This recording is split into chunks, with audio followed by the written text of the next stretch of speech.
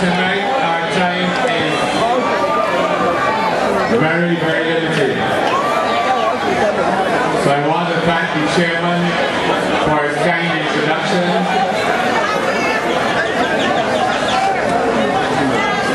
I want to start tonight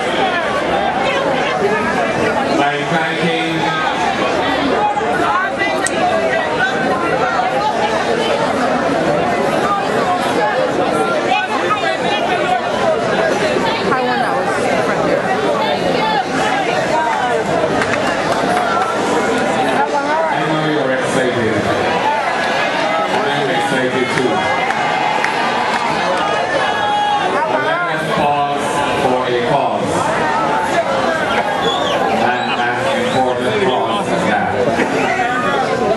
thank all of the pastors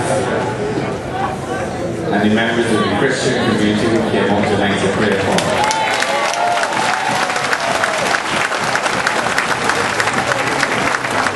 I know that your prayers didn't start tonight because I have received messages from several churches throughout Barbados over the past 2 years about your prayers. And I appreciate them on behalf of the Democratic Labour Party. I keep praying. When you go home tonight, pray again. And when you get up tomorrow morning, pray again. And at 9 o'clock, since Nelly said going to the end at night, pray again. And for those who don't make it at 9 and who are still around at 6, you pray again. And pray for an early result. Yay! And pray that the Democratic Labour Party will be the next government.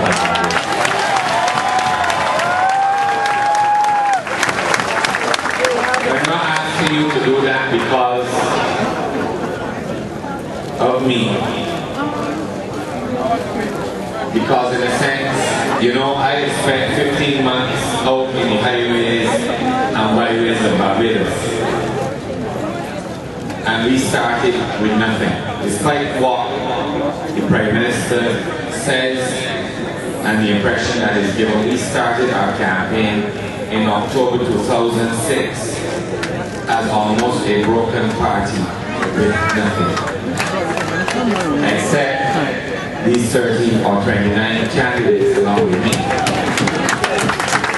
We made a decision to go and start reconnecting with those persons who have been faithful to the Democratic Labour Party down through the years. So we went to St. John.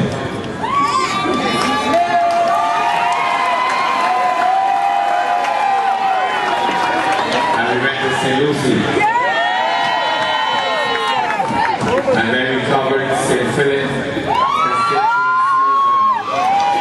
Robert Jones and Christ Church, and Richard City and St. Michael's South Central. And we were gathering the sheep. You know the story of bringing in the sheep. And we worked very hard. And I said we didn't start with anything except the faith that we had in the people of Barbados. Easy because there were critics and there were those who supported us, but the critics seemed to dominate at times. And those who were weak of heart and weak of spirit didn't always understand what we were doing. And as I said, over those 15 months, in a sense, it would have been about me and it would have been about the candidates. But we are here now on the 14th of January. And now it is about you.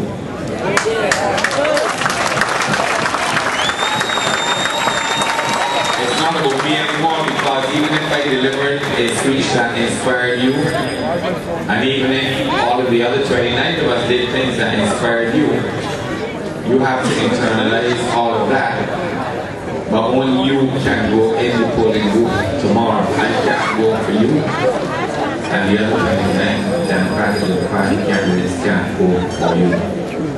And why would you go in a polling booth tomorrow morning and vote for the Democratic Labour Party. First of all, because I genuinely think that the candidates I have are people of integrity and ability.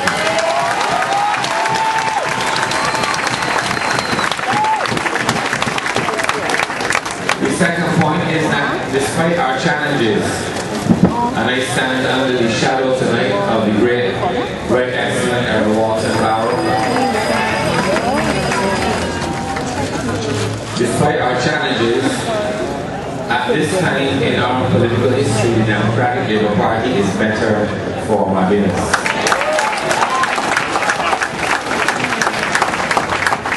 And it pained me at the beginning of this campaign to hear the Prime Minister of this country, himself a beneficiary of the policies of the Democratic Labour Party, particularly free secondary and tertiary education, say at the outset of this campaign that he is motivated by a special determination to see that the Democratic Labour Party never holds office in this country again. Those are really the words of a dictator.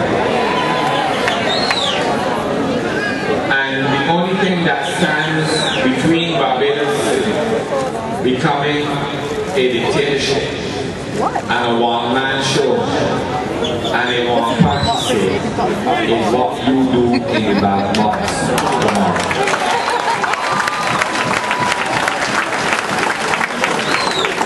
But you may even consider what I just said only to be political statements. You say, well, I expected David Thompson to say that tonight.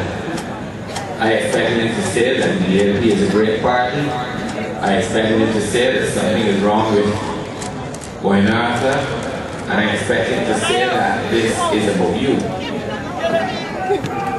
But I have 2 children. I do have 6. I do have 2. But in a sense, we are on borrowed time. It is what we do today that will secure a future for our children tomorrow.